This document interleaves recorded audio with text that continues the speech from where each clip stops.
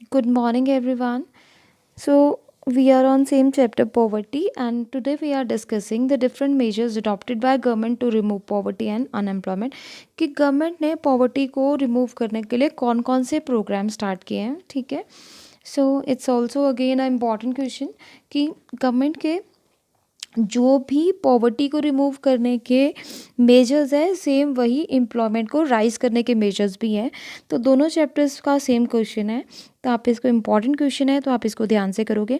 स्वर्ण जयंती ग्राम रोजगार योजना की गवर्नमेंट ने पॉवर्टी को रिमूव करने के लिए रूरल एरिया में, क्योंकि ग्राम लिखा है Gram Yojana, that means it is related to rural area. So Swarna Jayanti Gram Rozgar Swarozgar Yojana was launch in the villages in April 1999 की 1999 में गांव में स्वयं रोजगार यानी सेल्फ एम्प्लॉयमेंट के लिए एक स्वर्ण जयंती ग्राम रोजगार योजना बनी थी. It replaces the earlier programme like integrated rural development plan.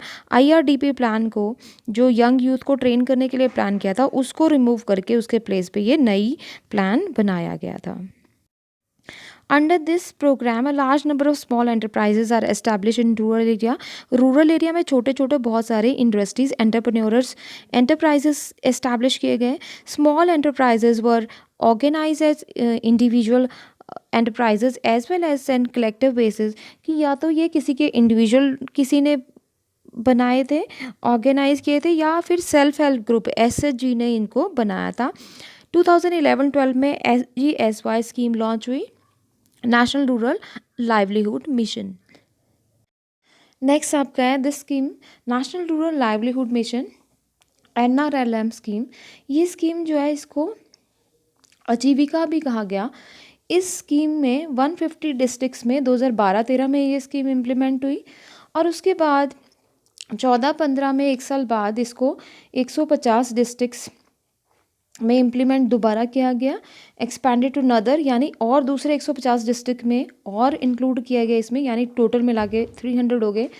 This scheme will be expanded to whole of India. उसके बाद 2016 के आखिर 16-17 के 16-17 के एंड तक इसको होल इंडिया में एक्सपेंड कर दिया गया. NRLM एक्सपेक्टेड टू प्रोवाइड, इसका क्या मीनिंग था. नेक्स्ट है थर्ड योजना आपका संपूर्ण ग्रामीण रोजगार योजना. संपूर्ण ग्रामीण रोजगार योजना 1 सितंबर 2001 को लॉन्च हुई थी. जवाहर ग्राम समृद्धि योजना और एम्प्लॉयमेंट एश्योरेंस स्कीम, इन दोनों को जो पहले अलग अलग दो प्लान चल रहे थे इससे पहले 2001 से पहले, उनको मर्ज करके इंटीग्रेट करके एक ही कर दिया गया. मेन ऑब्जेक्टिव इस योजना का क्या था, टू प्रोवाइड एम्प्लॉयमेंट अपॉर्चुनिटी, जो सरप्लस वर्कर है उनको एम्प्लॉयमेंट अपॉर्चुनिटी प्रोवाइड करना. To focus on development of infrastructure, गाँव में इंफ्रास्ट्रक्चर को डेवलप करना. और to focus on the development of regional economical and social condition, लोगों की रीजनल इकोनॉमिकल और सोशल कंडीशंस को इम्प्रूव करना. ये इस योजना में टारगेट था 100 crore man days for labour. However it has been सब सबने मनरेगा, और बाद में इसको किस में चेंज कर दिया गया, मनरेगा योजना में, राइट. तो ये थी हमारी कौन सी संपूर्ण ग्रामीण रोजगार योजना. अब जो हमारा फोर्थ प्लान है वो है प्रधानमंत्री ग्रामोदय योजना. So it was launch in 2001. ये योजना 2001 में बनी थी. इसका एम था providing standard of living of the rural people of developing 5 important areas. लोगों का standard of living rural area का इंप्रूव करना है. कैसे, 5 एरियाज़ में इन्वेस्ट करके, that means health, primary education, drinking water, housing and roads. ये 5 चीज़ें गांव के लोगों को प्रोवाइड करानी. It incorporated 3 project. इसमें 3 प्रोजेक्ट्स को इंक्लूड किया गया. पहले प्रधानमंत्री ग्राम सड़क योजना बनाई गई, जिसमें it focus was on building all weather road by 2007 in all villages having population of 500 और मोर. ऐसे सभी गांव जहाँ पे 500 से ज़्यादा पॉपुलेशन है वहाँ पे ऐसा रोड बनाया जाए जो सारे वेदर्स कंडीशन में चलता रहे, मीन्स उसमें कोई टूट फूट ना हो. सेकंड है प्रधानमंत्री ग्रामीण आवास योजना, और तीसरी थी प्रधानमंत्री ग्रामीण ड्रिंकिंग वाटर योजना. तो इन तीनों योजनाओं को मर्ज करके प्रधानमंत्री ग्रामोदय योजना बनाई गई, ठीक है, और 5 पॉइंट्स पे मेन फोकस किया गया. उसके बाद ये सारी की सारी अभी तक के जो प्लान पड़े ये किसके लिए था बेटे, ग्रामीण योजना के लिए, गाँव के लिए. नाउ फिफ्थ जयप्रकाश रोजगार गारंटी योजना बनाई गई. This scheme seeks to provide guarantee employment in the most backward district of the country. कि ये कंट्री की जो सबसे ज़्यादा बैकवर्ड डिस्ट्रिक्ट है उनके लिए जयप्रकाश रोजगार गारंटी योजना बनाई गई. उसके बाद सिक्स प्लान, ये मैंने बताया आपको सारी पिछली योजनाएं सभी गांव के एरिया के लिए है. तो स्वर्ण जयंती शहरी रोजगार योजना जो है, शहरी लिखा है वर्ड, दैट मीन्स ये रूरल की नहीं, अर्बन एरिया के लिए है. द योजना was launch on December 1, 1997. Nehru रोजगार योजना and prime minister integrated urban poverty alleviation programme have been merge with this योजना. ये दोनों प्रोग्राम इस योजना के साथ मर्ज हो गए. द ऑब्जेक्टिव ऑफ दिस योजना is to provide self employment. इसका ऑब्जेक्टिव था सेल्फ एम्प्लॉयमेंट प्रोवाइड करना, वेज एम्प्लॉयमेंट, अर्बन एम्प्लॉयमेंट और अंडर एम्प्लॉयमेंट पर्सन को प्रोवाइड करना.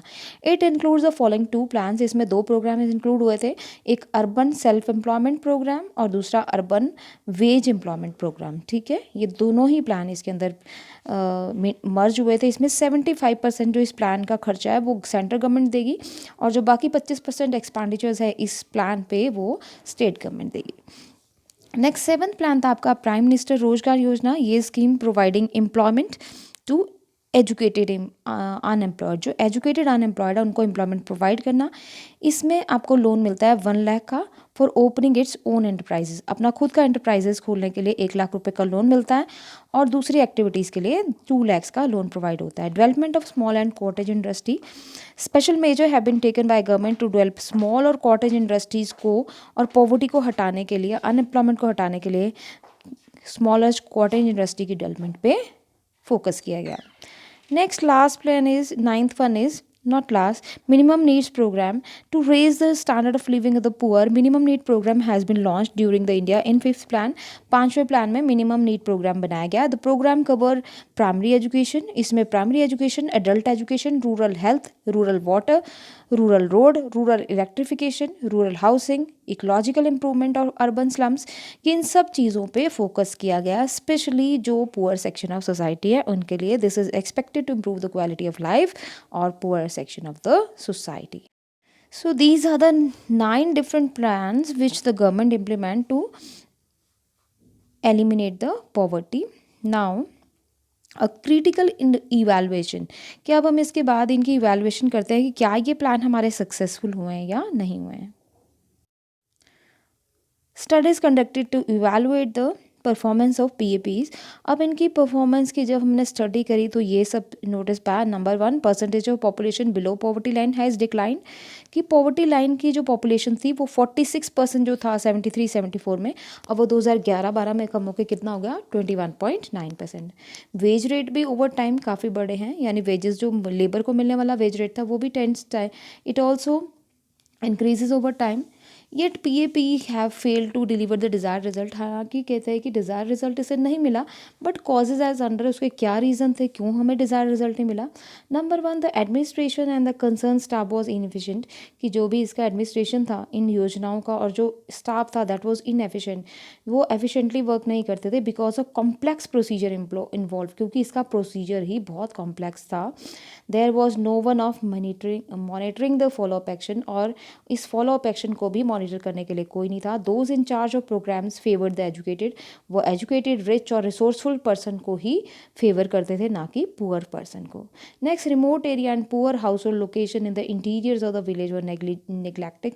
कि जो बहुत रिमोट एरियाज थे, जो गाँव थे जहाँ पे पहुँचना भी मुश्किल था, वो एरिया नेग्लेक्टेड ही रहे owing to the constraints of accessibility, क्योंकि वहाँ पे असेसिबिलिटी नहीं थी. Secondly, institutions that were needed to provide facility like credit, marketing extra were not very supportive. कि ये जो जहाँ पे ये फैसिलिटीज़ नीडेड थी वो बहुत सपोर्टिव नहीं थे. Definition of poor was not clear to many. कई बार तो कहता है इन प्लान्स में पुअर की डेफिनेशन ही क्लियर नहीं थी. मैनी नॉन पुअर, इस प्रोग्राम से बहुत सारे ऐसे लोग जो नॉन पुअर थे वो भी इस प्रोग्राम का फ़ायदा उठाते थे.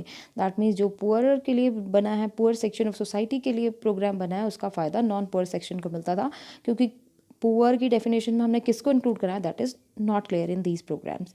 Power groups in the village start exercising control over the delivery mechanism of the poverty alleviation program. कि जो गाँव का पावरफुल ग्रुप होता था, ज़्यादातर इन प्रोग्राम्स के ऊपर उनका ही कंट्रोल होता था। As a result large scale leakage in the delivery package, कि जो भी पुअर्स के लिए आता था डिलीवरी पैकेज, उसका ज़्यादा बेनिफिट किसको मिलता था, पावरफुल ग्रुप को। द PAP वो largely government sponsor programme and lacked participation of people, क्योंकि ये गवर्नमेंट का ही स्पॉन्सर प्रोग्राम था, तो इसको स्पॉन्सर करने वाले सभी लोग गवर्नमेंट के ही ऑफिसर्स थे, तो दैट मीन्स इसमें लोगों का पार्टिसिपेशन बहुत कम था। Next is the strategies of PAP was not linked with the overall development strategies, की जो इसकी स्ट्रैटेजीज थी वो ओवरऑल डेवलपमेंट के साथ इंटीग्रेटेड नहीं थी, which is the root cause of poverty, जो कि पॉवर्टी का मेन रूट कॉज तो ओवरऑल डेवलपमेंट ही था। Also it did not consider the fact that people would not be able to take advantage, उसमें ये चीज़ के बारे में बताया ही नहीं गया था कि जो poor section of the society है वो तो इन सारे पैकेजेस के लिए असेसिबिलिटी नहीं है, वो इनका एडवांटेज ले ही नहीं सकते because of lack of awareness and initiative, क्योंकि उनको अवेयरनेस ही नहीं है, उनको इस चीज़ की जानकारी नहीं है, तो वो उसका इनिशिएटिव कैसे लेंगे। There is an urgent need to make PAP more efficient and meaningful. अब हमें क्या ज़रूरत है, हमने अपने PAPs को ज़्यादा एफिशिएंट बनाए, ज़्यादा मीनिंगफुल बनाए। हालांकि इसमें कोई डाउट नहीं है कि गवर्नमेंट इन सारे प्रोग्राम्स के लिए lots of money, huge money, government spent huge money on poverty alleviation program, but certainly the desired result are not available. Efficient delivery mechanism of government along with large scale corruption are the principal cause behind the failure of PAP. सबसे ज़्यादा बड़ा cause ये था कि तो delivery mechanism अच्छा नहीं था, दूसरा क्या था, इन सब चीज़ों में करप्शन बहुत थी। तो like late prime minister Rajiv Gandhi once remarked that of total help and marked for the poor only 15% actually reaches there, कि हमारे जो प्राइम मिनिस्टर थे Rajiv Gandhi, late prime minister, उन्होंने ये कहा था कि जितने भी हमारे प्रोग्राम्स बनते हैं उसमें से जो एक्चुअल बेनिफिट है वो टोटल 100 में से सिर्फ 15% बेनिफिट जो है वो पुअर सेक्शन ऑफ सोसाइटी को मिलता है, बाकी बेनिफिट उन तक नहीं पहुंच पाता है। So in this way our entire chapter is done. We have discussed all the subtopic of this chapter.